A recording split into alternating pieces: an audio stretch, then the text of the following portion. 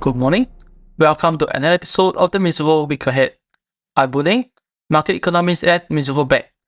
This week's theme is easing path, anything but easy. Last week was an eventful one, and it simply reinforces the fact that the expected global monetary policy easing cycle is anything but easy, with each decision filled with a mix of caution and fear. Last week started with the MAS, who in a meeting which maintained all aspects of policy settings, alluded to a distinct case of easing in the pipeline as the inflation risks become more balanced. That said, this comes from an elevated Sing dollar nominal effective exchange rate due to deliberate front-loading of policy action from 2021 to 2022. In Thailand, it was the discomfort of higher non-performing loans and slower credit growth which saw the BOT undertake a surprise rate cut last week. While this is not the start of an easing cycle in Thailand, an elusive neutral rate implies that credit conditions, NPLs, and the Thai baht will still dictate the next move. For the BSP, the sight of a weaker peso may have held back the BSP from a 50 basis point cut, as they opted for a standard 25 basis point cut. In the same vein, Bank Indonesia stood pat as they remained on the lookout for future opportunities to ease on rupiah stability.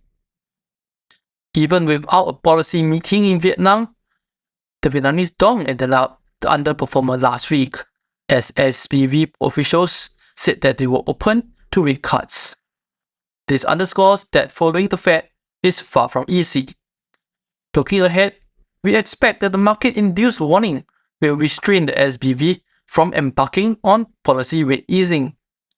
Meanwhile, in the G10 space, the ECB cut rates by 25 basis points last Thursday in a decision that wasn't even signaled at the previous meeting. Even as ECB President Lagarde attempts to be non-committal about a December rate cut, markets remain highly skeptical, especially amid weak growth indicators. While they have a rather confident take on being in the process of breaking the net of inflation, the core inflation neck may prove harder to break. Down under, a stellar jobs report in Australia informs that the RBA is far from easing, though Aussie boosts still found it a stretch to extend rallies as China's stimulus continue to disappoint alongside dismal economic data. For the week ahead, South Korea's Q3 GDP is likely to remain dismal and justify the BOK's decision to ease restrictiveness of their monetary policy settings. The mild uneven services expansion in Korea will have to shoulder the drag from weak construction and contracting manufacturing activity on a quarter-on-quarter seasonally adjusted basis. Singapore CPI print on Wednesday remains closely watched, especially for underlying core inflation, as a faster than expected decline may bring forward the projected path towards below the 2% mark, and that may tempt a December easing. That said, we expect MAS core inflation to remain buoyant above 2.5%. In Indonesia, President Prabowo was inaugurated this Sunday, and his cabinet selection, which saw policy continuity in the form of Finance Minister Mulyani Indrawati retaining her post, is a positive for the rupiah.